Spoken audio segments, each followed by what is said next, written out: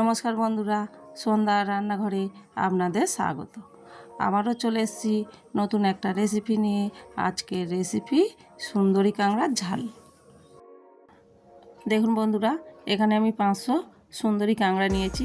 কাঁকড়াটা ভালো করে কেটে ধুয়ে রেখেছি। আমি নুন হলুদ দিয়ে এটাকে মাখিয়ে নিয়েছি। এবার এটা আমি সাইডে রেখে দেব। আর এখানে নিয়েছি দুটো বড় সাইজের পেঁয়াজ, ছোট ছোট করে কেটে নিয়েছি। দুটো টমেটো কেটে নিয়েছি 4 পিস করে। এখানে 6-7টা কাঁচা লঙ্কা চিড়ে নিয়েছি। 1 চামচ আদা রসুন বাটা নিয়েছি। আর নিয়েছি এখানে দুটো বড় সাইজের আলু সরু সরু করে কেটে নিয়েছি। দেখুন কড়া গরম হয়ে গেছে। কড়ার মধ্যে আমি কিছুটা তেল দিয়ে দিয়েছি। তেলটা একটু নেড়ে দিচ্ছি। যে কাঁকড়াটা আমি মাখিয়ে রেখেছিলাম ওই কাঁকড়াটা আমি ভেজে নিচ্ছি এই তেলে।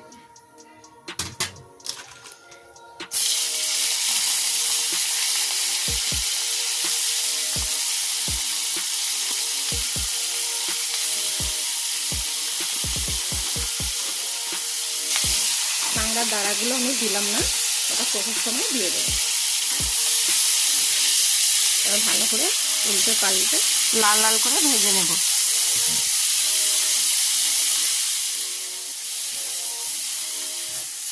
লাল লাল করে ভাজা হয়ে গেছে, তুলে নেব।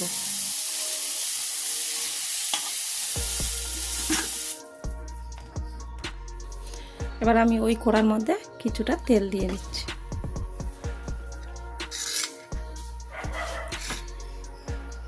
কেটে রাখা পেঁয়াজটা দিয়ে দিচ্ছি।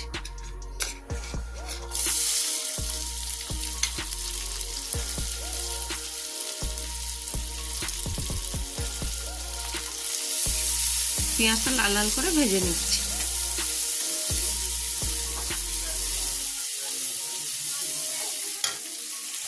কেটে রাখা আলুটা দিয়ে দিচ্ছি। আমি আলুটা আলাদাভাবে ভাজিনি, পেঁয়াজের সঙ্গে একসাথে ভেজে নেব।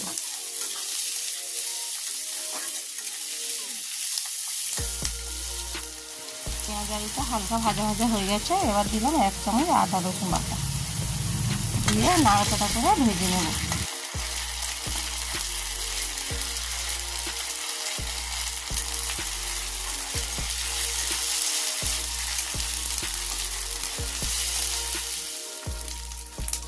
কেটে রাখা টমেটোটা দিয়ে দিলাম, দিয়ে নাড়াচাড়া করে ভেজে নেব যতক্ষণ না টমেটোটা গলে যায়। টমেটোটা গলতে শুরু করেছে দেখি। এবার এর মধ্যে দিয়ে দেব 1/2 চামচ নুন, 1/2 চামচ হলুদ, 1 চামচ লঙ্কা গুঁড়ো, অল্প একটু কাশ্মীরি লঙ্কা, জিরে ধনে আমি একসাথে রেখেছি 1 চামচ দিয়ে দিলাম। দিয়ে আবারও সবগুলো ভালো করে মশলাটা কষে নেব।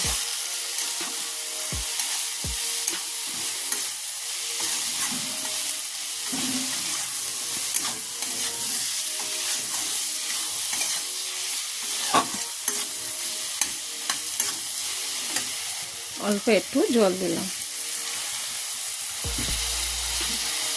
দিয়ে মশলাটা ভালো করে কষে নেব।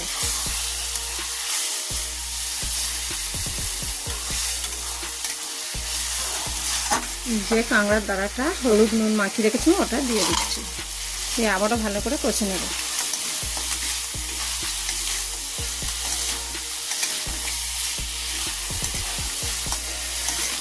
আপনারা এই কাঁকড়া দুভাবে রান্না করতে পারবেন। কাঁকড়া আমি ভেজে নিয়েছি, আপনারা চাইলে কাঁকড়াটা নাও ভাজতে পারেন। এই যে আমি দাঁড়াটা দিয়েছি, আপনারা এরকম নুন হলুদ মাখিয়ে এই সময় কাঁকড়াটা দিতে পারবেন, দিয়ে ভালো করে কষিয়ে রান্না করতে পারবেন। আমি কাঁকড়াটা ভেজে নিয়েছি, দাঁড়াটা কষে দিয়ে দিচ্ছি। দাঁড়াটা আর ভাজলাম না। এখন কষা হয়ে গেছে, আর আমি এর মধ্যে জল দিয়ে দিচ্ছি।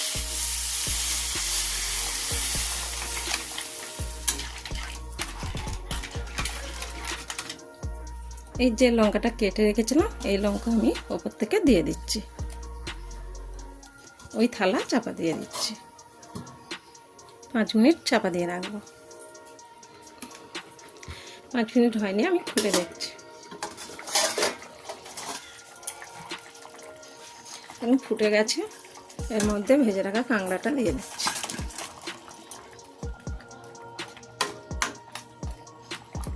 আবার চাপা দিয়ে রাখছি।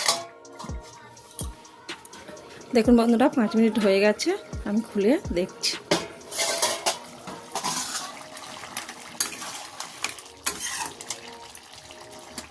যে ধনে পাতাটা কেটে রেখেছিলাম ওটা ওপর থেকে দিয়ে দিচ্ছি।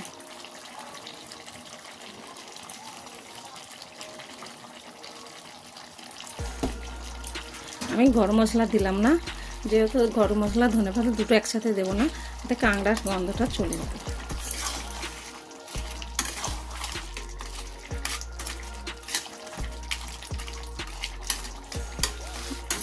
এক মিনিট মতন একটু নাড়াচাড়া করে নেব।